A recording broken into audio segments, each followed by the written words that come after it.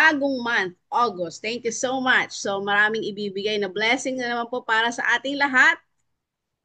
Yes, but before that, so yes po, pabalik po sa aking napakagandang picture.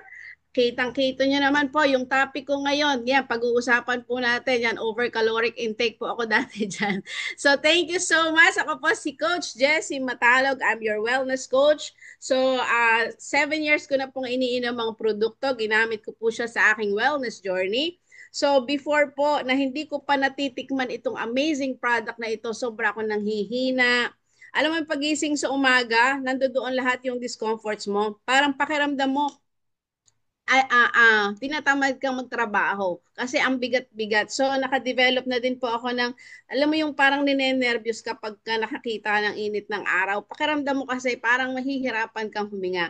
So, ito yung mga nagpahirap sa akin na dala-dala ko medyo matagal-tagal na panahon. So, salamat sa mga produkto na ito. Kasama na din yung mga paborito kong tablets kasi nag-start po ako aloe tea shake. So meron na po ako ngayon mga paboritong supplements like vitamins and minerals, triple berry, simply probiotic, triple berry, nasabi ko na ba? So yung pinaka-paborito ko po din, Herbalife line. Ako, hindi pwedeng wala yan sa akin. So, napakadami ko pong gusto. So, siyempre, gusto mo ng healthy ka, mas marami kang iinumin na mas masusustansya pa. So, salamat po sa community na ito. So, ang dami namang naitulong sa akin na mga learnings, yung mga topic po dito nagpalago sa akin. So ngayon po, hindi na ako kagaya ng dati na ninenervyos na. So ngayon pagising ko sa umaga, mas masaya na yung pakiramdam ko. Pakiramdam ko naman ay kailangan ko namang tumulong sa ibang tao para naman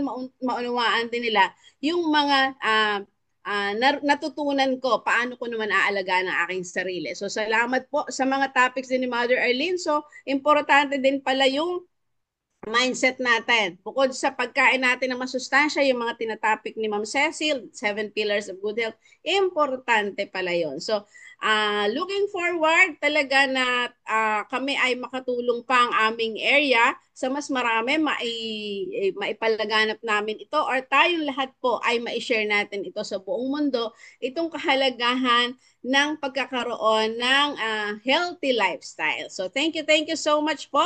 Siyempre, dati 61 kilograms, now I'm 50 kilograms. That's why I love Herbalife. So, thank you so much. So, ngayon pong umagang ito, tutuloy na natin. Sabi nga ni Coach Tin, pwedeng sabihin very simple. Simple lang yung topic natin. Pero alam mo ba, sa kasimplihan ng topic na ito, nako, madaming pwedeng magkaroon ka nito, yung over yung caloric intake mo, pwede kang tumaba na tumaba. At pag kulang naman, nako, kahit anong kain mo, ay hindi ka tumataba. So, kailangan natin ng balance. So ito, pag-uusapan natin, sabi nga ni Susan Bowerman, siya po yung nag-share nito, our Senior Director Worldwide Nutrition Education and Training, so Chairman of Herbalife Nutrition Dietetic Advisory Board. Sabi nga niya, ano nga ba ang calories? So kung pakikinggan mo, parang ang calorie kasi parang hindi mo papansinin kasi invisible naman talaga yan, hindi mo naman nakikita. Yung mga pagkain, nakikita mo siya pero yung calorie, hindi mo siya makikita. So, kaya kailangan, lalo't umiinom ka ng mga produkto, maunawaan mo ito. Isa sa pinaka-importante na maiintindihan mo ay ano nga ba ang calories. So sabi nga, ang calories, ito yung measure of energy na nandoon sa ating mga kinakain. Yes, thank you so much. Next po. Thank you, Coach Grace Rason. So, ito yung measurement or yung units of energy your body uses to fuel its function and activity. Sabi nga, maihahalin tulad daw natin ng ating katawan sa mga sasakyan. So, imaginein mo, kung may sasakyan ka, pumupunta ka sa gasoline station para mag-full or maglagay ng gasolina sa tangke mo. Ang tanong, ito bang mga gasolina na kinakarga sa iyong tangke ay nagagamit or nauubos ba ito? So, ito yung pag-uusapan natin. So, it is created from proteins, fats, carbohydrates found in our foods and beverages. Bakit created? Kasi hanggat hindi mo siya nadadigest at hindi mo siya na-metabolize, ay hindi lalabas yung tinatawag na calories na yan. Yun yung energy. So, ito, kung titingnan nyo po, yung energy balance equation natin. So tingnan nyo po dyan sa screen nyo. Meron tayong balance lang. Calories in, calories out. So ibig sabihin, yung kinarga mo na gasoline, tapos yung tinakbo niya, ano lang siya, parehas lang, so hindi ka tataas ang timbang at hindi ka naman bababa ang timbang. So it is nasa maintain state lang yung katawan mo. So ito namang isa, yung sa ilalim, calories in, mas marami. So mas mabigat ano. So mas madami siya na ipapasok ka sa katawan mo. So then konti lang yung energy na gagawin mo or konti lang yung takbo ng sasakyan mo, ang tawag dyan ay magka-calorie deficit ka or calories, ang tawag dito, magkakaroon ka naman ng weight loss. So ito naman, yung weight gain, so sobra. Tama ba yung sinasabi ko? Okay. So sobrang excited ako. Baka nababaliktad ko na. So calories in is lesser than your calories out. Tama ba ako, Coach Tin? Parang lutang pa ako sa EOM kagabi. So magkakaroon ka naman ng gain weight. Am I correct? So thank you so much po. Pasensya na talaga. Sobrang puyat po ang inyong coach. Okay lang yan. So tutuloy-tuloy natin yan. So kita nyo naman po sa screen yung balance equation. Yes, thank you so much po. Yes, next po. So ito, tingnan natin ano. Kung titingnan mo, itong pagkain na nasa sa screen mo. Yung isa, medyo maliit lang yung portion. Ano? Tapos yung isa, ang dami, 2 plato yan. So at pas maintindihan natin kasi marami po talaga umiinom ng produkto, hindi nauunawaan ng calories. So kung makikita, hindi naman pumapayat. Bakit hindi pumapayat? Ay di may problema pala doon sa intake. So ito yung isa, yung Dunkin Donuts and Bacon, Egg and Cheese Bagel na tinatawag. So yan ay 500 calories. So i-compare nito dito sa 2 plate na ito, mas madami siya. Pero just the same calories na meron silang dalawa. So ibig sabihin, hindi porke madami yung kinain mo ay mas tataba ka. Or mas konti yung kinain mo, mas tataba ka. So it depends upon the calories you take pa rin. So thank you so much. So eto po, yun. So yun nga, yung sinasabi natin kanina, gasoline intake or fuel intake, then yung tatrabahuhin ng katawan mo, pag sobra yung trinabaho ng katawan mo, will lead you to weight loss. Yes, thank you. So ito, paano nga ba ito nangyayari? So yung mga macros natin, ano yung mga macros? So yung karaniwan natin kinakain araw-araw, yung protein, carbs, and fats. So pagka i-elaborate lang natin, the number of calories we need each day depends on how much we weigh, how much muscle mass we have, and how active we are. Dito po papasok yung ating mga wellness coaches. Kaya ibibida ko sa inyo yung inyong magagaling na wellness coaches, yung mga tumutulong sa iyo naman na maabot mo yung iyong goal. So, ituturo nila sa inyo itong mga bagay na ito kasi ito nga, pagka hindi mo nagagamit, so will lead you to weight gain. Pag sobra yung exercise or activity na ginagawa mo, will lead you to weight loss. So, hindi ibig sabihin, basta kumakain ka ng produkto, ipapayat ka na. Kasi ipapasok ko lang yung ating product kasi talagang siya yung iniinom natin everyday. So, kailangan may gagawin ka. Kailangan marunong kang magbilang ng calories at nauunawaan mo yung mga calories doon sa mga food na tinitake mo. Thank you. So, eto, may example tayo dito. So, napakasimple lang naman ito. Kailangan lang talaga nating maintindihan para just in case, habang nagpapapayat ka or habang nagpapataba kasi hindi naman tayo weight loss program lang. So, we have our maintain program and we have a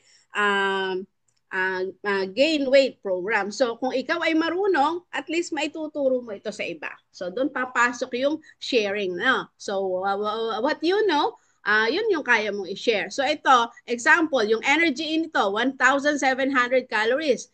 And yung energy out naman niya, yung ginawa niya. Kasi kahit po tayo ay nakapahinga lang, may trabaho ang katawan natin. Nagbe-burn pa rin siya. Kaya may tinatawag tayo resting metabolic rate. Itanong nyo po sa inyong mga coaches kung ano yung iyong RMR. Kasi siya yung best na makakatulong sa'yo. So, yung mga kinakain mo, example, itong si Beth, ito, nagtitake siya ng 1,700 calories. Ito yung mga pagkain tinake niya.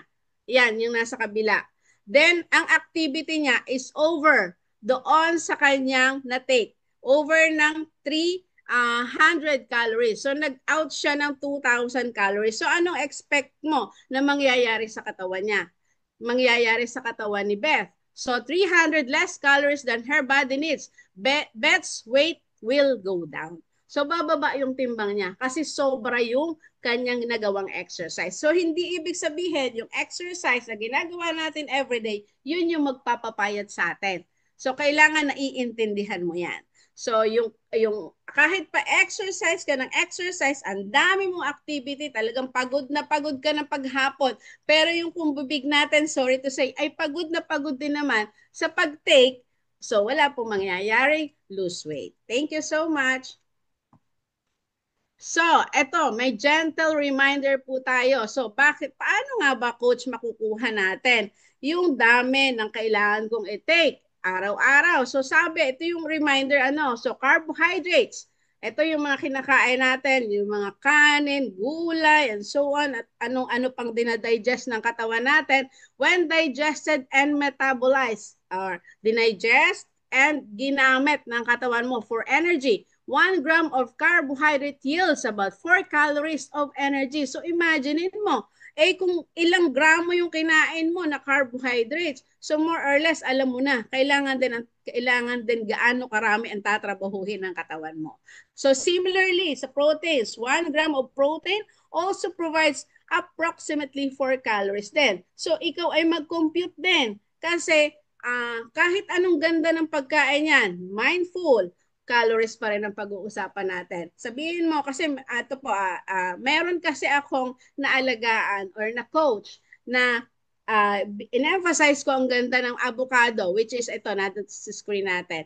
Tapos, after 6 days, dahil emphasize ko nga, ang ganda niyan, kasi maganda talaga po yan. Kasi yan ay source of good fat. Hindi medyo tumaba pa siya. Sabi niya, coach, sinunod ko yung sabi mo, ang ganda naman noong, ang dami kong kinaing avocado. So, hindi po. So, kailangan nyo rin pong maunawaan na may amount lang kayo na dapat kainin. Hindi po, porque maganda yan, ay sosobrahan pa rin natin ang kain. Kasi hindi po nyo nagamit. So, kayo ay nag-gain ng weight. So, yon. So, sa fats naman, so, contrast fats are more energy dense. So, ibig sabihin, pag ito yung kinain mo, yung more on fats, mas marami siyang calories. So, ibig sabihin, mas madami kang gagawin pag ito naman yung mga tinitake mo on a regular basis. So, tapatan mo lang yung iyong kinain, it will give you a good result. So, syempre, hindi naman pwedeng maghapon ka talagang pagod na pagod kasi ang kailangan natin ng katawan natin is 20% exercise. So, thanks so, 20% of activity at kukunin natin ang magandang resulta natin kung 80% ng kinakain mo ay galing sa mga good sources. So, thank you so much. So, eto nga. So, sabi nga ni Susan Bowerman, so lahat ng excess ng kinakarga or kinakarga mo sa katawan mo or yung fuel na kinakarga mo sa katawan mo at hindi mo siya nagamit, so yan ay mag-stay sa katawan mo, pwedeng sa tiyan, pwedeng sa hips, at kung saan parte madidistribute yung fats na yan. So wag ka na magtaka kung hanggang ngayon ay hindi pa ikaw naglulose. So baka itong simpleng word na calories na ito ang hindi mo palang nauunawaan. Thank you so much. Next, we have, so ano nga ba naman ang kinalaman ng shake? Ay bakit ba ang shake na yan ay lagi na lang tinatapik dyan? Binibenta nyo ba yan? Ay naku po, sabi ko, ang shake na ito, bakit ba ito ay lagi naming ine-emphasize ng mga wellness coaches? Hindi po namin siya binibenta. Siya po'y sinishare lang namin kasi kung anong iniinom mo, yun din po yung iniinom ko. So we are not just seller, we are sharer. So kita mo po, ang number 1 na nandiyan, yung nutrisyon, nakarga-karga, mabigat kung titingnan mo kasi lahat ng sustansya, makikita mo dyan, yung pwede mong kainin. more vitamin A than a mango, more vitamin C than a banana, more protein than a 62 grams chicken thigh, more fiber than 50 grams broccoli, more calcium than 200 grams ng yogurt, more iron than 115 grams na beans. Tandaan mo itong mga sustansya na nakapaloob dito sa shake na ito. Pero, ito po ay nagkakarga lang ng 90 calories. So, ibig sabihin na feed yung katawan mo ng overflowing nutrients na hindi ka papatabain at bibigyan ka ng malakas at masiglang pakiramdam. So, tingnan nyo po itong kabila, which has 754 calories. So, hindi siya masamang pagkain. Walang masamang pagkain. Ang sinasabi lang natin, you have to balance your calorie intake. Kasi pag nakita nyo kumakain yan, sabi ni coach, masama daw, pero kinakain. So hindi, ibig sabihin, you have to balance. Marunong kang bumalanse at hindi naman pwedeng lagi mo siya kakainin kasi siya ay magiging unhealthy lifestyle mo na siya. So titingnan lang natin yung pagkakaiba nitong calories na ito dito sa baba. Yung isa 754, yung isa 200 calories when sinamahan mo ng 250 ml low-fat milk. So, tingnan nyo po ha. So, pag kumain ka nung nasa taas, I'm sure maya-maya inaanto ka na. Pero pag kumain ka nitong nasa baba, yung shake natin, nako, masigla at buong maghapon, parang ayaw mong huminto. Yung energy mo talaga, bigay na bigay. So, yun po yung pagkakaiba ng mga calories. So maganda po dito sa ating community. So sa isa pong topic, hindi natin nakukuha lahat ng information na gusto natin. Kaya nga po meron tayong series of information na pwedeng mabigay sa'yo. Paano mo gagawin yon? So join ka lang po dito every morning at madami ka pong matututunan. So para sa pamilya mo ito, hindi lang para sa pamilya mo. Unang-una para sa'yo kasi ang katawan natin ang ginagamit natin sa hanap buhay, dapat nauunawaan natin ito paano alagan kasi hindi ka naman talaga pwedeng makapag-alaga ng iba kung ikaw mismo ay hindi mo naalagaan ang sarili mo. Yun ho ha, friendly reminder from Coach Jessie. So thank you so much.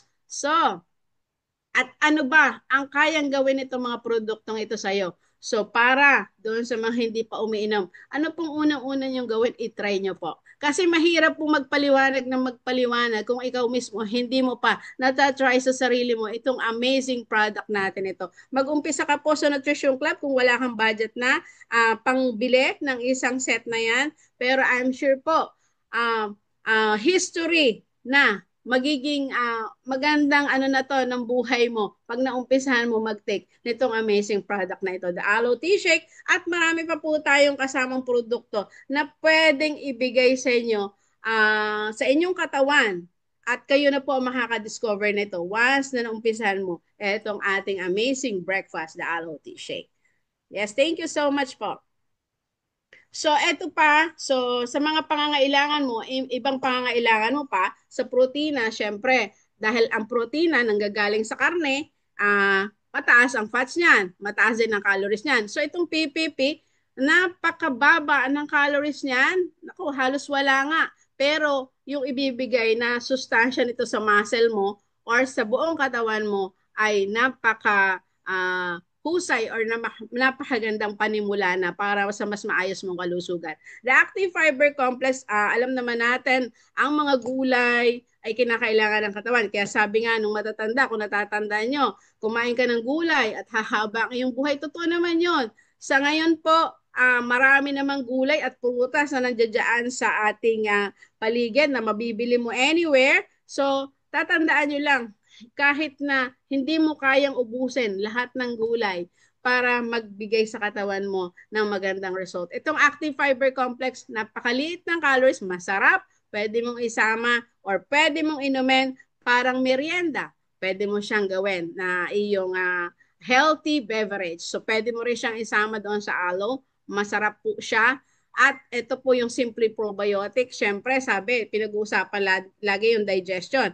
Pag ang iyong tiyan ay hindi maayos mag-digest, of course, anong i-metabolize ng katawan mo? So ito, napakaganda nitong Simply Probiotic. kasi tumutulong siya sa proper digestion. Ito ay samahan ng mga good bacteria na babalanse sa mga bad bacteria sa katawan mo. So, magiging mas maganda ang digestion, digestive process ng katawan mo. The fiber and herb, so ito po talaga, mag-umpisa ka dito, kasama ng shake, pwede rin po. So ito makakatulong talaga sa proper elimination of waste ng katawan mo. Of course, para mas maganda din ang takbo ng iyong digestion.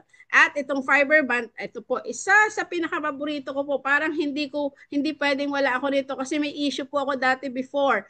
So hindi ko na lang sasabihin, hahaba ang oras. So ito po talaga, isa sa produktong gustong-gusto ko, ang fiber band. You take it 1 tablet after each meal. Huwag mong kakalimutan at magandang ibibigay niya epekto na sa iyo. After naman, yung fiber and herb, 2 tablets. So, meron kang gagawin ha, hindi yung produkto ang magtatrabaho. Sasamahan mo siya ng pag-inom ng tubig. Kasi lahat ng mga produkto na tinake mo na ang tawag ay fiber, ay kinakailangan ng water. Kasi hindi mai-eliminate ang lahat ng basura sa katawan mo kung hindi mo sinamahan ng palabas nito, which is the water. So, yung tubig na malinis po. Thank you so much. So, thank you, Ma'am Blenda Umali, Ma'am Tin Bertuccio, Ma'am Nice, Ma'am Baby Ornales, sa lahat naman nasa Body Fit Nutrition Corner. At ito po ang ipagmamalaki natin. Kaya ikaw, kung isa ka sa umiinom ng produkto, ito yung dala-dala na selyo nito. Number 1 in the world, meal replacement and protein supplements combined. Number 1 in the world, weight management and well-being. Number 1 in the world, active and lifestyle nutrition. So, kahit po ako'y nasa kalye, namamlayer po ako, namimigay po ako nito kasi alam na alam ko ang produkto natin is number 1. Thank you so much, Coach Tin, at sa lahat po na nakinig.